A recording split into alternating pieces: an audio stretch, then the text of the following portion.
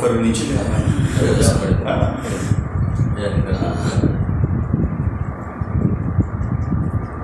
एक मिनट, आप जो है ना जैसे वहाँ से आपने शुरू किया, घुमा करके आप प्रोफेसर साहब वो पीछे नेताजी का करके और फिर आप मेरे को उसमें आ जाए।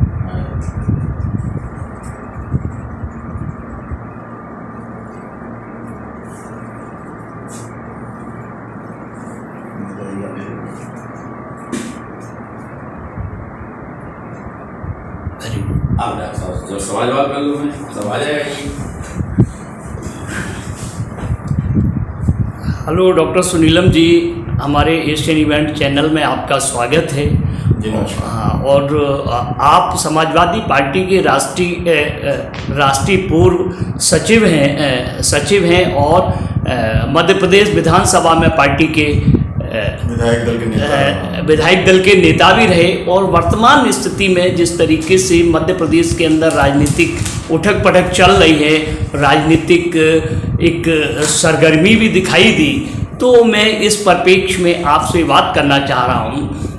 सर, अभी मध्य प्रदेश में समाजवादी पार्टी का जो रीस्ट्रक्चर हुआ है उसमें आप उसको किस रूप में देखते हैं सर? देखिए, समाजवादी पार्टी पहले भी मध्य प्रदेश में सक्रिय रही है। जब मैं विधायक दल का नेता था तब हमारे 8 विधायक थे और इसके बाद भी हम लगातार चुनाव लड़े। मैं जिस ज़िले से आता हूँ उस ज़िले के अंदर मैं 2 बार विधायक रहा। बैतूल से हमारा एक कैंडिडेट आमला के अंदर 250 वोट से हारा। हमारे पार्टी से 2 जो केंद्रीय मंत्री रहे थे वो पार्टी में आकर के हमारे यहाँ से चुनाव लड़ने का काम किया। ये मैं उस ज़िले की बात बता रहा हूँ जो कि यूपी के साथ में सटा हुआ नहीं है। तो लोग ये मानते हैं कि भाई समाजवादी पार्टी जो है वो तो यूपी के आसपास का मामला है, लेकिन ऐसा नहीं है। पूरे प्रदेश के अंदर पार्टी का है। हमारी होशंगाबाद से सीट रही जो कि बिल्कुल सेंटर के अंदर पड़ता है। तो अभी जब नया एक संगठन बनाया है, रामायण सिंह जी को अध्यक्ष बनाया गया है प्रदेश का, उसके बाद से 3 मीटिंग हो चुकी हैं और हमारा लगभग 40 जिलों के अंदर ढांचा खड़ा हो चुका है। पदाधिकारी बनाए जा चुके हैं और मेरे पास में जो सूचना है वो प्राथमिक तौर पर हम लोग 1 लाख की सदस्यता अभी कर चुके हैं, जबकि बहुत ही एक प्रारंभिक शुरुआत है। और हमारा ये कार्यक्रम अभी हम लोगों ने 25 अगस्त को पूरे प्रदेश में धरना देने का काम भी किया था। जाति जनगणना के सवाल को लेकर के, जो फसलें खराब हुई थी उसके सवाल को लेकर भी। और जो है इस समय लोग विकल्प चाहते हैं और उस विकल्प को देने का काम जो है मध्य प्रदेश के अंदर समाजवादी पार्टी करने की कोशिश कर रही है। जी सर, अगला सवाल है कि जब नया आपका ढांचा मध्य प्रदेश के अंदर नई यूनिट खड़ी होने के साथ आपको लगता है जो पुराने समाजवादी लोग थे वो आपके साथ जुड़ेंगे या नहीं? बिल्कुल जुड़ेंगे। देखिए क्या है कि कांग्रेस तो और भाजपा के अंदर जो पॉलिसी लेवल के अंदर कोई बहुत ज़्यादा अंतर नहीं है। ये बात सही है कि हम लोग भाजपा को ज़्यादा खतरनाक मानते हैं क्योंकि भाजपा बांटने का काम करती है, नफरत फैलाने का काम करती है, घृणा फैलाने का काम करती है। और भाजपा ने मध्य प्रदेश में कम से कम 7 जिलों के अंदर माइनॉरिटीज़ के लोगों के ऊपर बुलडोजर चलाने का काम वहाँ पर चल रहा है। फर्जी तौर पर लोगों को गिरफ्तार करने का काम चल रहा है। लेकिन जो सबसे बड़ी बात है वो जल जंगल ज़मीन की लूट की है।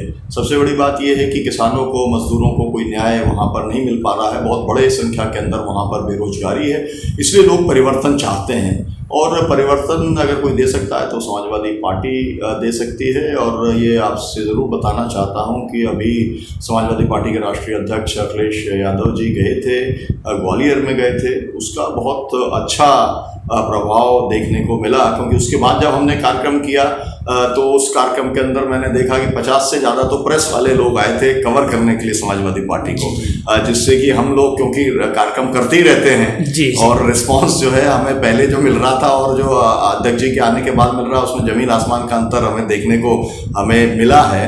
तो एक पार्टी ने ये बात स्पष्ट कर दी है कि हम पूरी ताकत के साथ चुनाव लड़ेंगे। सर अगला सवाल, पार्लियामेंट्री डेमोक्रेसी के अंदर चुनाव जो है वो बहुत महत्वपूर्ण होता है। जब पार्टी का राष्ट्रीय अध्यक्ष कहते हैं कि हम ताकत से लड़ेंगे तो फिर जो कैंडिडेट जो संभावित हैं, जो चाहते हैं चुनाव लड़ना, जो पहले भी चुनाव लड़ चुके हैं सपा के साथ में साइकिल के सिंबल के ऊपर, वो एकदम सक्रिय हो गए एकदम, और जोरों से जो है अभी चल रही है सदस्यता, जैसा मैंने आपको बताया।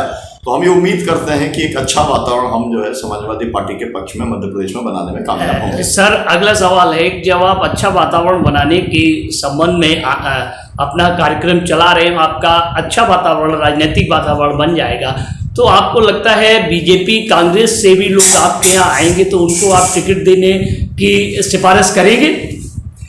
देखिए, हमारा जो पहला जो प्राथमिकता है वो अपना कार्यकर्ता है, हमारे समाजवादी साथी हैं, लेकिन हमें अपना वोटिंग परसेंटेज भी देखना है।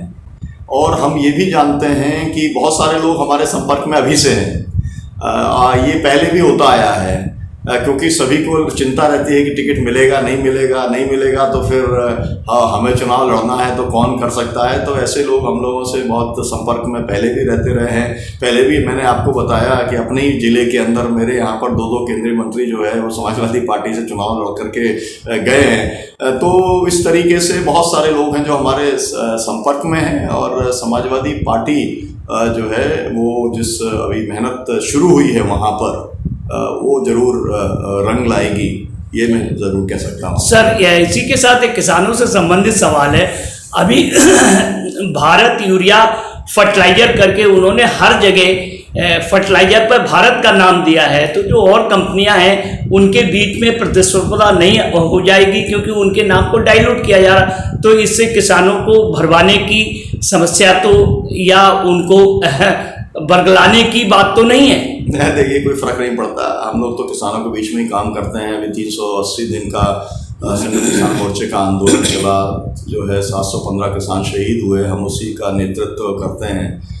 मध्य प्रदेश में यही सब जो सवाल हैं, हमारे यहाँ हर समय ये होता है कि जब किसान को ज़रूरत होती है तब उसको खाद नहीं मिलता, बीज नहीं मिलता, कीटनाशक जो मिलता है वो नकली मिलता है। इस सब को लेकर के हम लोगों का कैंपेन लगातार चलता रहता है। तो ये बरपाने की कोशिश हो, लेकिन वो सफल नहीं होगा, क्योंकि किसान के बीच में बहुत ज़्यादा जागरूकता बढ़ी है। और अभी हमने तय किया है, हम लोग जो है कम से कम अभी 15 ज़िलों के अंदर हमारा तय हुआ है कि हम जो है वहाँ पर यात्राएं करने का काम हम लोग करेंगे, ताकि पार्टी का विचार भी लोगों के बीच में हम पहुँचाएंगे और मुद्दों को लेकर के जागरूकता पैदा करने का काम और लोगों को गोलबंद करने का काम करेंगे। धन्यवाद सर। धन्यवाद।